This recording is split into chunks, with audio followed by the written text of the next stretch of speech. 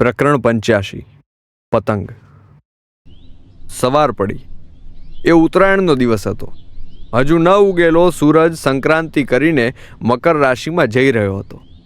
બહાર ચકલીઓ બોલી રહી હતી. મારી ઊંઘ ઉડી ગઈ. હું બહાર ઓસરીમાં આવ્યો. રામબાઈ ધાબળો ઓઢીને સૂતી હતી. હું ઓસરીની કોરે જઈને બેઠો. ઠંડી હવા મારા ચહેરા પર ફરી ઊંઘ લાવી રહી હતી. બે ચામાચીડિયા પણ ફળિયાથી થોડે ઉપર ગોળ ગોળ ઉડી રહ્યા હતા. સામે ભીંત પર બિલાડી બેઠી બેઠી ઊંઘતી હતી. મેં ઊભા થઈને પાણીયારા પર મૂકેલી મીઠાની ડબ્બી ખોલી. ડબ્બીમાંથી ચમચી મીઠું લઈને દાંતણ કરવા ફળિયામાં જતો રહ્યો. દૂર મંદિર પર કોઈ આરતી કરી રહ્યું હતું. આકાશમાં એક પતંગ ઉડતો જોયો. મેં બાળપણમાં ખૂબ પતંગ ઉડાડ્યા હતા. 10મા ધોરણ પછી ઘર છોડ્યું અને પછી ક્યારેય ઉત્તરાયણની રજા ન મળી. મને પતંગ ચગાવવાનું મન થઈ આવ્યું. મેં ઓસરીમાં સંજવારી કાઢી. રસોડામાં ગઈકાલ રાતના અમુક વાસણ પડ્યા હતા એ લીધા અને સામી ભીંતે બાથરૂમ પાસે ચોકડીમાં માંજી લીધા. રામબાઈ વાસણોના અવાજને લીધે ઉઠી. મેં ફરી સૂઈ જવા કહ્યું એટલે તે સૂઈ ગઈ. થોડી વારમાં મેં પણ નાહી લીધું અને નવા કપડાં પહેરીને રસોડામાં ચા મૂકવા માટે ગયો. ચા બનાવવા માટે દૂધ ન હતું. મેં દૂધ વિનાની કાળી ચા બનાવી. જ્યારે બધું પરવારીને એક વાટકીમાં ચા લઈને હું બહાર ઓસરીની કોરે બેઠો ત્યારે એક ચકલી આવી અને રામબાઈની બાજુમાં ખાટલે બેસીને ચી ચી કરવા લાગી. રામબાઈ ઉઠી. પેલી બાજુ સૂરજ ઉઠ્યો. આકાશમાં 3 પતંગ ચગતા દેખાયા. ક્યાંક દૂર મકાનની છત પર ચડીને બાળકો પતંગ ચગાવતા હશે. રામબાઈને ઓસરીની કોરે બેસાડીને મેં મીઠું અને પાણી આપ્યા. તેની બાજુમાં બેસીને ચા આપી. ચા પીતા પીતા તે બોલી, બટા, જે કામ મારે કરવાનું હોય એ તો તું કરવા માંડ્યો. હાસ તો એમાં કંઈ વિચારવાનું થોડું હોય. તે હસી પડી. તેની મુસ્કાન જોઈને મારા મનમાં અજીબ હૂંફ મળી. આજ તો પતંગ લગાઈ, તે બોલી. હા, આજે તો હામાપુરમાં સૌથી ઊંચી પતંગ આપણી ચગશે, મેં કહ્યું. અમે બંને પછી કેટલીક ક્ષણો સુધી આકાશમાં પેલી 3 પતંગ તરફ જોતા રહ્યા. કદાચ રામબાઈને પતંગ દેખાતા નહીં હોય. અમે ઠંડી હવામાં એમના ફડફડાટને સાંભળતા રહ્યા. દૂરથી આવતા છોકરાઓના આનંદના અવાજ સાંભળીને હસતા રહ્યા. નીલા આકાશમાં એ રંગબેરંગી પતંગોની ઉડાન જોઈને મને પણ ઉડવાનું મન થઈ આવ્યું. મને તો ઉડવાનું મન થાય છે, મેં રામબાઈને કહ્યું. તે હસી પડી. તે ઉડી જા ને, તને કોઈ ન રોકે. તમને ઉડવાનું મન નથી થતું? આજ તો નહીં. આજ તો મારો વીરસિંહ ઘોડો લઈને પૂગી જાય ધરતી ઉપર. એવું દેખાય છે? મેં હસીને પૂછ્યું. હા, શું ને, પાછા ઢોલ નગારાની શરણાઈઓ ગાસવાનું ચાલુ થઈ ગયું છે. તે હસીને બોલી. હું પણ તેની વાતને સાંભળીને હસી પડ્યો. ફળિયામાં કુમળો તડકો આવવાનું શરૂ થયું. રામબાઈને હું બાથરૂમ સુધી લઈ ગયો. બાથરૂમમાંથી બહાર નીકળીને તેણે મને તડકામાં એક કોથળો પાથરી દેવા કહ્યું. મેં ફળિયામાં વચ્ચે કોથળો મૂક્યો. રામબાઈને બાવડું પકડીને ત્યાં લઈ ગયો. કોથળા પર બેસાડી. જાણે બાથરૂમથી કોથળા સુધી ચાલવામાં તેનું શરીર હાંફી ગયું હોય. તે બોલી, હે નાથ. કોથળા પર સૂરજ સામે મોઢું રાખીને રામબાઈ બેઠી. સૂરજના આછા પીળા કિરણોમાં તેનો ચહેરો ચમકી ઉઠ્યો. કોઈ છોડ પર તાજા ખીલેલા ફૂલને જેમ સૂરજની રોશની મળે અને ખીલી ઉઠે એમ રામબાઈ ખીલી ઉઠી. હું ઓસરીની કોરે જઈને રામબાઈને સ્વરૂપને જોઈ રહ્યો. ઠંડી હવામાં તેના સાડલાનો પાલવ ધીમે ધીમે ફરફરી રહ્યો હતો. તેણે આંખો બંધ કરીને સૂરજ સામે પોતાનો ચહેરો રાખ્યો હતો. ચહેરા પર આછી મુસ્કાન હતી. તેણે પલાઠી વાળી હતી અને ખોળામાં બંને હાથ મૂકીને એવી રીતે બેઠી હતી જાણે આ નાના બાળકને હમણાં કોઈ તેડી લેવા આવતું હોય. મેં પૂછ્યું, શું સંભળાય છે માં? એ સવાલ સાંભળીને તે હસી પડી. ઢોલ નગારા શરણાઈઓ મારા લગ્નમાં સેવી વાગતી હતી ને, એ બીજ શરણાયું. શું તો ખરો આપમાં દરિયા ઉડે છે, ફૂલડા ઉડે છે, પંખીડા સારે બાસુ ગોળ ગોળ ઉડે છે. તે વાર્તામાં કીધી હતી ને એવી પરલોકની સમડી ઉડે છે.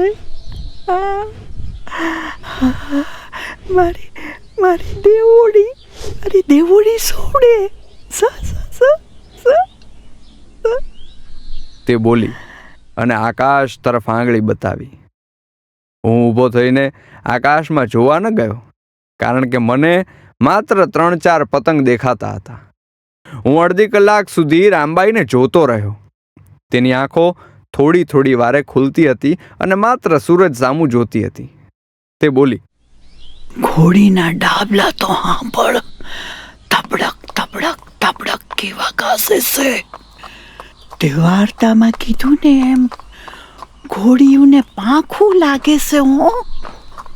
મારો વીરસિંહ આ તો ભૂલો પડવો જ જોઈ. હું ચૂપચાપ તેની સામે જોતો રહ્યો. તેના ચહેરા પર, તેના શરીર પર જેટલું જીવન ભર્યું હતું એટલું મેં ક્યાંય જોયું ન હતું. તેના શબ્દોમાં જે કલ્પના હતી એવી કલ્પના મેં ક્યારેય સાંભળેલી ન હતી.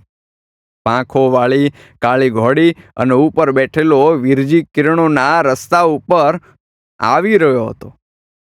તેના કાનની અંદર જે નાદ સંભળાતો હશે એ તેના ચહેરા પર ચોખ્ખો દેખાતો હતો. મારી રામબાઈ આજે અલગ હતી. એવી રામબાઈ મેં ક્યારેય જોઈ ન હતી. સવારના 8 વાગ્યા એટલે મેં ઓસરીમાં પડેલા પતંગ લીધા. મારી નવી ફિરકી લીધી. પતંગ સાથે દોરી બાંધીને હું ફળિયામાં ગયો. ફળિયામાં ડેલી તરફ જતો હતો ત્યાં રામબાઈ મારી સામું જોઈને બોલી, બટા. હા માં. મેં રામબાઈની સામે જોયું. તેની આંખોમાં અજીબ જિંદગી રેલાતી હતી. બટા આયા. તે બોલી.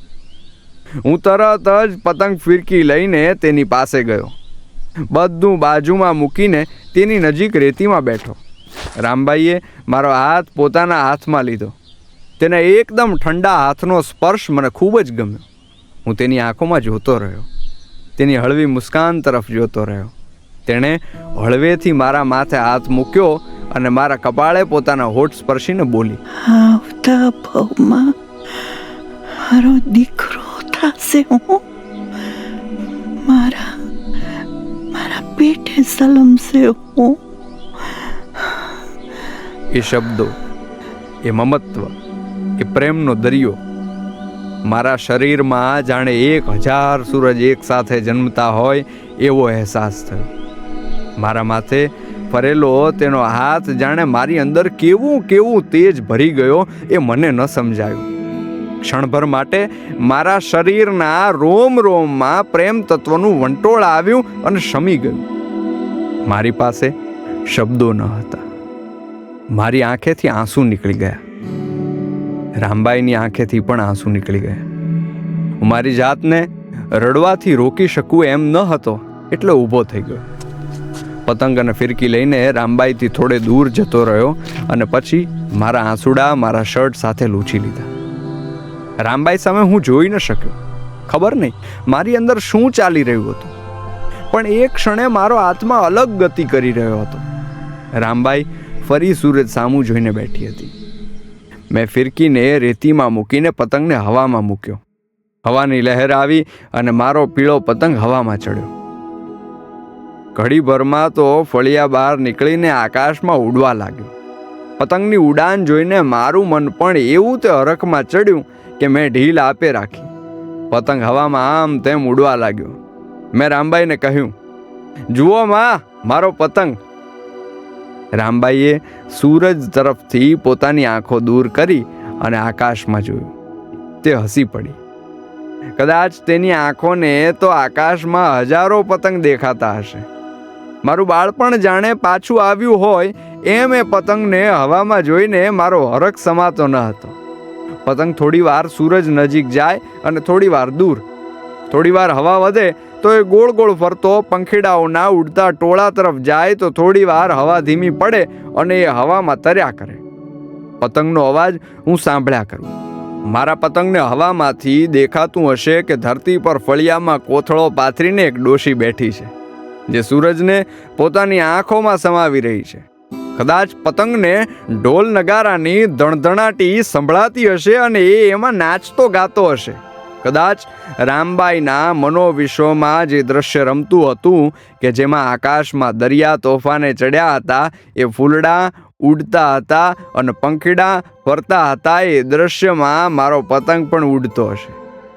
પતંગને દેખાતું હશે આ રામબાઈનું ઝૂંપડું, તૂટેલા નળિયા, દિવાલથી ઘેરાયેલું ફળિયું, રામજી મંદિર, ઘરે ઘરે ધાબા પર ચડેલા બાળકો. મેં ફિરકીની દોરી પૂરી થઈ ગઈ ત્યાં સુધી પતંગને ઉડવા દીધો. પતંગ નાનકડું પતંગિયાનું બચ્ચું હોય એમ હવામાં દેખાતો હતો. મારી આંગળીઓ ઉપર બેસેલી દોરી જાણે આકાશમાં ઉડવા માંગતી હતી. સવારના 10 વાગ્યામાં થોડી વાર હતી ત્યારે રામબાઈ પોતાના બંને હાથ સૂરજ તરફ ફેલાવીને બોલી, હે નાથ. મેં રામબાઈ સામું જોયું અને હસ્યો. તે સૂરજ સામું જોઈને હસી. તેનો વીરજી નજીક આવતો હશે. સૂરજના કિરણોનો પીળો રસ્તો કેવો અજીબ દેખાતો હશે. રસ્તાની આસપાસ ઉડતા પંખીડા, ફૂલડા, દરિયા, પતંગ કેવો રંગબેરંગી મેળો ભરીને બેઠા હશે. પેલી સમડીઓ પણ કદાચ ત્યાં ઉડતી હશે. વીરજીની ઘોડી પૂરપાટ ઝડપે ભાગતી આવતી હશે. કાળી ઘોડીને કાળી પાંખો હશે. ઘોડીના દોડવાને લીધે પાછળ સૂરજની રોશનીની પીળી ડમરી ઉડતી હશે. રામબાઈ બ્રહ્માંડને ભાળતી હશે. બ્રહ્માંડ આખું રામબાઈને જોતું હશે. આવો આવો આવો આવો આવો આવો. રામબાઈ મોટેથી બોલતી હતી. 13 વર્ષની રામબાઈને પરણવા વીરજી જ્યારે તેના ઘરે ગયો હશે ત્યારે રામબાઈ તેને બોલી હશે એવા શબ્દો બોલતી હતી. એ ક્ષણ, એ ઘડી, એ પળ, જેમ પૃથ્વીનું પડ ફાડીને એક છોડ બહાર નીકળે અને એક ક્ષણે સૃષ્ટિનો મૂંગો અવાજ નીકળે, જેમ દૂર બ્રહ્માંડમાં કોઈ ગરડો તારોડીઓ ફૂટે અને ચારે કોર પ્રકાશના પ્રચંડ ચમકારા સાથે બ્રહ્મ સૃષ્ટિ એ જોતી રહે, જેમ માના ગર્ભની કોથળી તોડીને કોઈ જીવ બહાર નીકળે, જેમ હવામાં ઉડતું પતંગિયું પોતાની પાંખોને સમેટીને જમીન પર પડે અને ધરતી એને ભેટી પડે, એમ રામબાઈએ પોતાના બંને હાથ ફેલાવે. આખું બ્રહ્માંડ જાણે તેનો બાપ હોય અને રામબાઈ બાળક હોય. જેમ બાળક ધરતી પર બેઠું બેઠું પોતાના હાથ ફેલાવીને પોતાના બાપની બાહોમાં જવા માટે ઉતાવળું બનતું હોય, એમ રામબાઈ ઉતાવળી બની. મેં રામબાઈ સામે જોયું. મારા હાથે રમતી પતંગની દોરી હાથમાંથી તૂટી ગઈ અને મારો પતંગ હવામાં ઊંચે ઊંચે ઉડવા ઉપડ્યો. રામબાઈનો વીરજી આવી ગયો હતો. રામબાઈના હાથ ફેલાયેલા હતા. જેની વર્ષોથી રાહ જોવાતી હશે એવો નાથ આવી ગયો હતો. હે નાથ, હે નાથ, હે નાથ. એ છેલ્લા શબ્દો સાથે રામબાઈને વીરજીએ તેડી લીધી. શરીર જમીન પર ઢળી પડ્યું અને આત્મા હવામાં ઉડીને વીરજીની બાહોમાં વળગી પડ્યો. હજુ કશું જ સમજાય એ પહેલા મારી આંખોએ જોયું કે મારી માં ફળિયાની રેતીમાં સૂતી હતી. આંખો ખુલ્લી હતી. શરીર સ્થિર હતું. રામબાઈનું મૃત્યુ આવી ગયું હતું. રામબાઈ, મારી રામબાઈ, માં મરી ગઈ હતી.